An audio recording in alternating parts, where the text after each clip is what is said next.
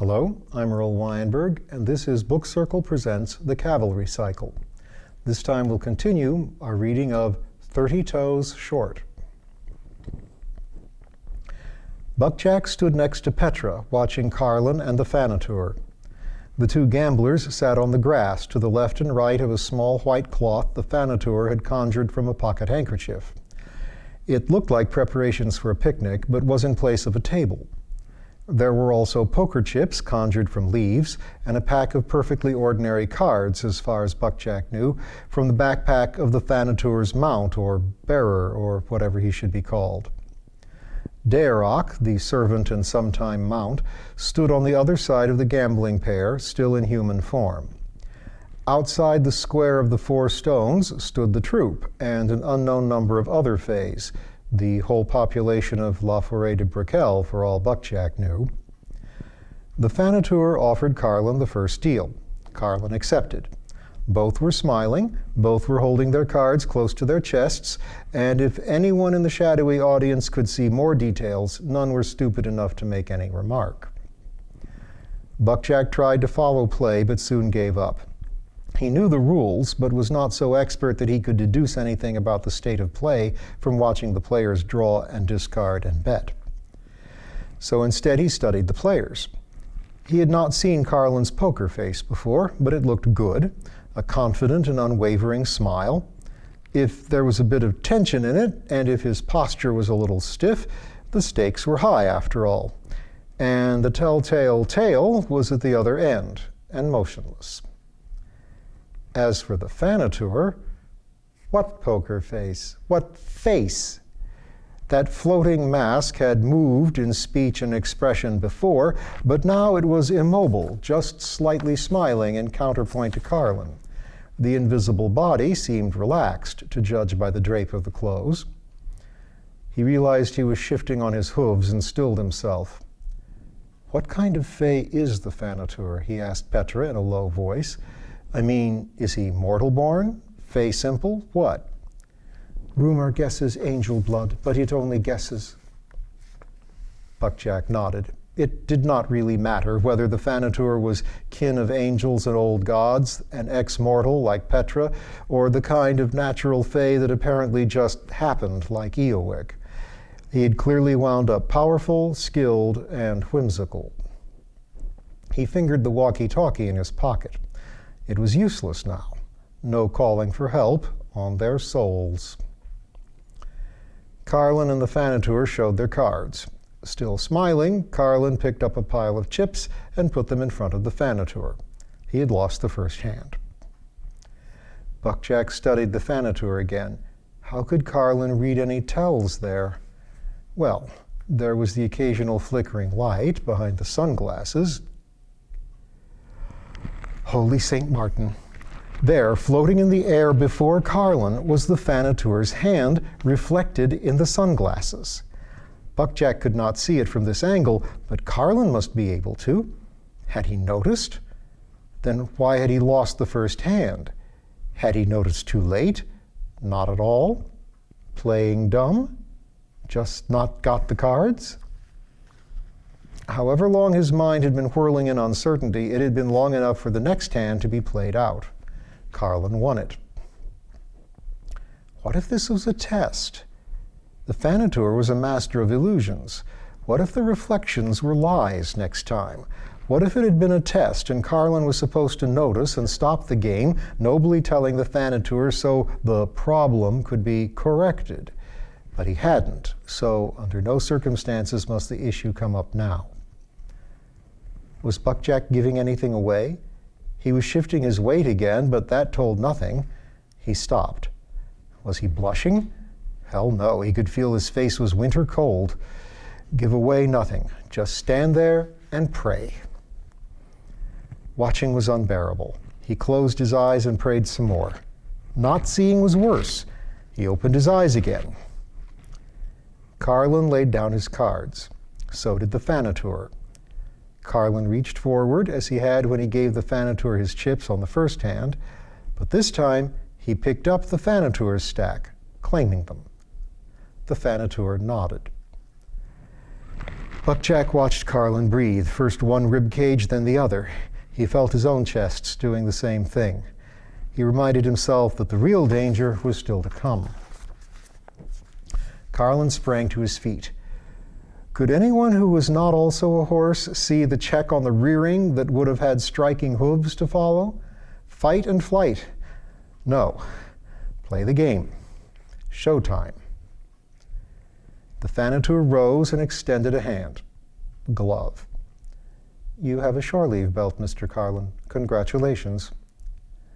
Harold Morley has a shore leave belt, Carlin said. Thank you. If you will give me the blood sample, I will make the final fitting to the belt. Carlin handed over the bit of cotton. The Fanator and Deorok walked off into the shadows. The stars above the 4 stones began to dim. On the grass, the chips melted back into leaves and the cloth shrank back into a handkerchief. A fox trotted out of the crowd, nodded to them, and began collecting the cards with preternaturally nimble paws. Buckjack and Petra walked over to Carlin, who was starting to shift uneasily. You can leave now, he told Buckjack. You could have left any time. You should leave now. Fuddle that. That's the nicest thing you've ever said to me. But you can't help me. It's in the rules. If I can't help, I can still keep you company. And when I do leave, it'll be easier for me, what with having good night vision and knowing some astronomy and all. The concern in Carlin's face grew. He had understood. Astronomy, said Petra brightly. But mon cher garçon, one only need bear west where Venus is rising, she pointed. True, Buckjack agreed, and there's also a bit of city light. Guys, Carlin started to protest, don't interrupt, Style. I'm talking to Mademoiselle Petra about the best way out. Available to anyone. And you speak sense, she affirmed, but I'm very familiar with the woods. Perhaps you would permit me to escort you out? I would be very grateful, mademoiselle. He looked at Carlin, who was staring blankly, virtually blind. In his imagined privacy, showtime was over. There was just fear. What kind of fair race was this with only one party sighted? Then he remembered. Oh, and to make things even easier, my walkie-talkie has a flashlight built in should I need it, he said toward Petra. Très utile. The Fanator came striding out of the dark, followed by his attendant, once more in the form of a riding beast. Mr. Carlin, the belt. He held out a chain of mother-of-pearl discs. Carlin groped for it. Petra raised her ghost light so he could see. Petra, said the Fanator, warning. Ridicule, she snorted. Your race is not started yet, only when he seizes the belt. I'm going now, Buckjack declared, and headed for their entrance at a brisk trot. Petra's light faded out. Even as he turned on the flashlight, he heard Carlin's hooves pounding behind him. 14 heartbeats. Big, slow, equine heartbeats. Maybe not so slow. He picked up his pace. Even so, Carlin galloped past him into the path entrance. He picked up his pace again. You always have to be in front, don't you? He called. If I'm in front, I'm not following you. Fair enough. All part of the game of oath baiting. Buckjack decided that if Carlin took a wrong turn, he would have to continue on the right course to be able to coincidentally lead him straight. But you don't gallop down a narrow forest path for long, especially at night. Soon, Buckjack was directly behind Carlin. Carlin turned his head over his shoulder long enough to snap, Go away! I'm just keeping you company. You're waiting to help me, and that'll get you on his target list. Who's the fastest one in class? You are, but I'm second. Danny's second, Carlin told him. We'll settle it when we're safely home. Anyway, I'm fastest, so just let me use it. I'm not holding you back. I'm just keeping up. You can't sprint through woods like this. Oh, hell, woods like this. We aren't being pixie-led, are we? Carlin fretted. At least it was we now. Pixie leading ought to be against the no-help clause, unless some Fanator fans were getting equally creative with oath baiting. Buckjack peered through the branches, looking for town lights or a twinkle of Venus. Then he snorted. Not pixie-led, Petra-led. Look. Petra gleamed ahead on the dark path, pointing down the left branch of a fork. I don't see her, Carlin said. Right. If she was only bright enough for Buckjack to see, then she was only escorting him. And if Carlin availed himself of the clue and followed, so be it. I do. He pushed past his friend. Can we trust her? Carlin asked, voice barely audible over their hoofbeats. It was a good question. She owed the Fanator a big favor. Here she was being tricky. Were they sure she was being tricky for their benefit? On the other hand, he was not at all sure that good night vision, a smidge of astronomy, and a pair of flashlights would get them out of here. So, hope so, he breathed back. She was gone by the time they reached the fork. Carlin braked to a pratfall halt and cocked his head, listening. Buckjack did the same. Nothing, said Carlin, hopping up and accelerating past Buckjack. Buckjack tried to keep up. The silence could mean pursuit was far behind, or that the Fanator was using an enchanted hush. Would that be in the rules? Or that Daroc made no noise on his unhoofed feet. So the pause had basically been a waste of time. Maybe Carlin thought so too. He let Buckjack take the lead, and they didn't pause again until they rounded a curve and found Petra arguing with a bear. Buckjack was never sure later how big the bear had been. It had seemed mountainous to his adrenaline-soaked eyes. It had also seemed like a good thing to trample, though he had told himself this was not true. It was clearly a fey bear. It was arguing back. But if you help him, you break his oath, and he will be wroth, Petra was insisting. I know nothing of helping, it said. I've been here all night, and I see no reason to move. How if I ask nicely? Real bears' faces are inexpressive. This one looked cynical. Rather late for that. So here was the Fanator or his supporters doing their own oath-baiting. The bear might have parked itself here well before Carlin took the oath, on the chance that it would be useful to make a roadblock. It didn't matter whose idea it had been. Buckjack checked the sky through the branches. There Venus shone. He listened for rapid, heavy padding behind them. Instead, he heard a metallic click and saw the bear stiffen. He turned and saw Carlin had pulled a service revolver out of his dress jacket. Gun? You're going to use a gun on a fey? That won't kill it. It'll slow it down while it looks for pieces of its head, or it can get off the path. But you're cheating. He didn't say no guns, just like he didn't say no bears in the road. The bear did not look like backing down. Instead, its overly expressive face looked angry, and it was starting to get up. Buckjack checked the sky again. Yes, Venus, and a hint of town lights. Okay, good point, he conceded. Here's another good point. You know what counts more than raw speed when you're running in the woods? Being willing to dive straight through brush and brambles. Hey, that is a good point. They dove.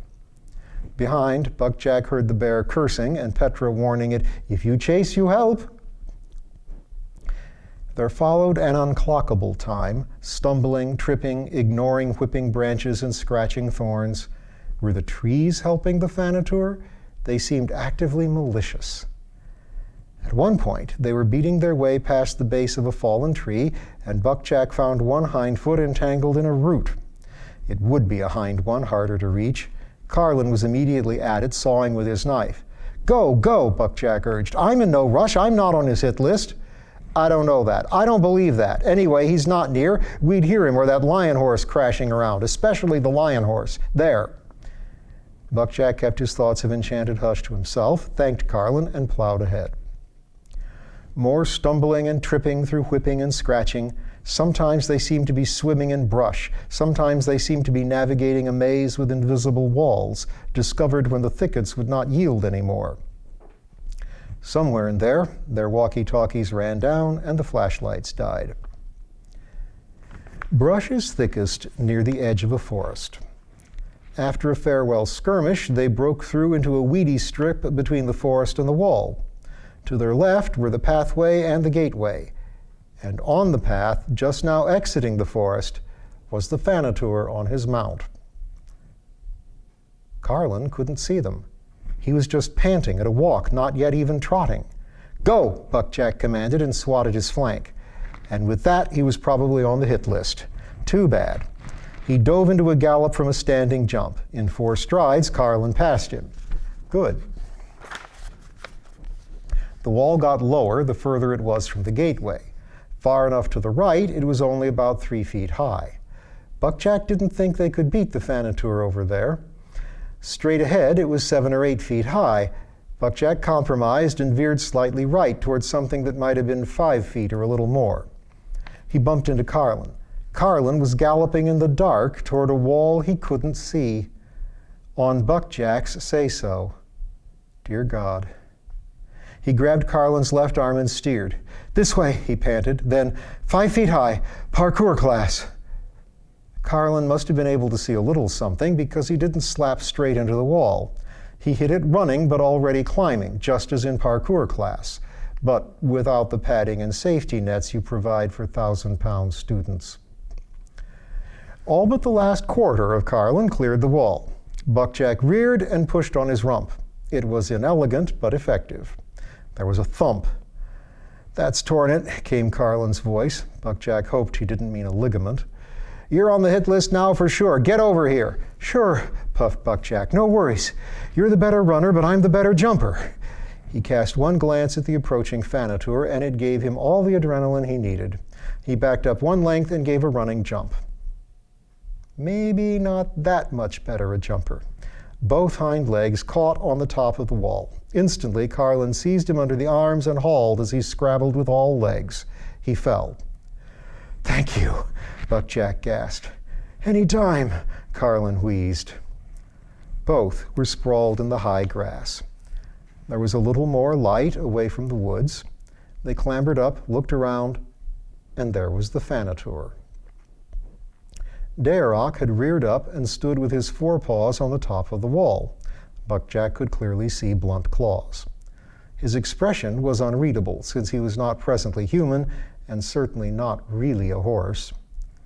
Behind and above his head, standing in his stirrups, was the Fanator. He lifted an arm. From the floating glove hung the shore leave belt. You dropped this, he said, and tossed it into the grass at Carlin's forefeet. Carlin picked it up and up. He brandished it. Thank you, sir. He felt for his hat to tip, but it was long gone. Careless of me. Blood from scratches trickled down his face into his beard, but he grinned like a sunrise. Quite understandable, the Fanator replied. Congratulations. Both games are yours. You will be sorely missed in my troop. Both of you. If either of you should ever change your mind, there is a place for you with me. In earnest of that, and in thanks for a very diverting night, please name a favor I could do you. Not, I have to say, a great one, but something. Buckjack's face had gone cold, and every leg had buckled when he had seen the shore leave belt in the Fanator's hand. He was now dizzy with relief. Please, sir, he said, don't be angry with Petra. The Fanator laughed. It sounded spontaneous and human. Granted before you asked, Mr. Welton. What is the current slang? That's not how I roll. Ask again. Buckjack just blinked, his mind empty. Carlin said, We seem to have misplaced our hats.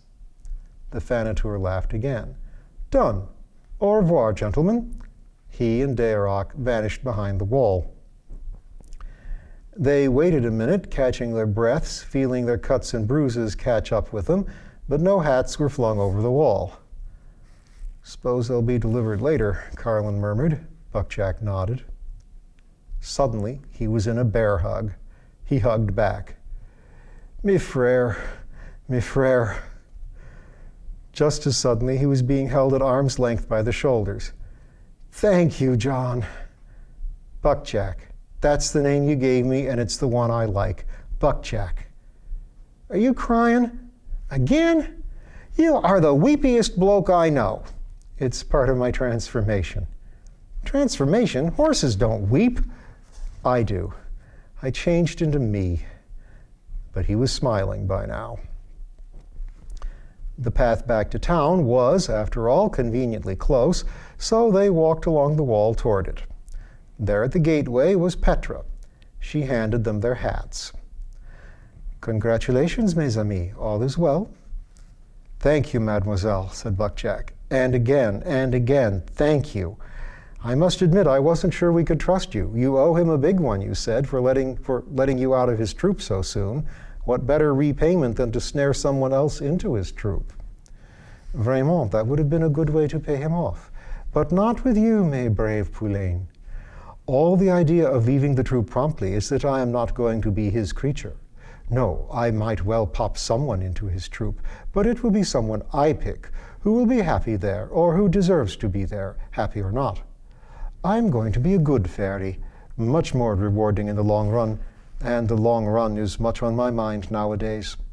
Come back in a few years, and I will be godmother to your children if you like, just to prove it. Thank you. You do know we can't have children. You never know your luck. Look at me. Look at you, for that matter. Good morning, cher poulain. A wave, a smile, a turn, and she faded out. Buckjack saluted. Carlin blew a kiss. Then they turned and stumbled down the path toward town. After a few minutes, Buckjack looked back at La Forêt de Briquel. It was outlined against a deep, luminous blue. It is morning. We were in there all night. I hope it was just one night. When were we due back? Dunno. Fletcher hadn't called to chew them out. Of course, with the walkie-talkies dead, he couldn't now.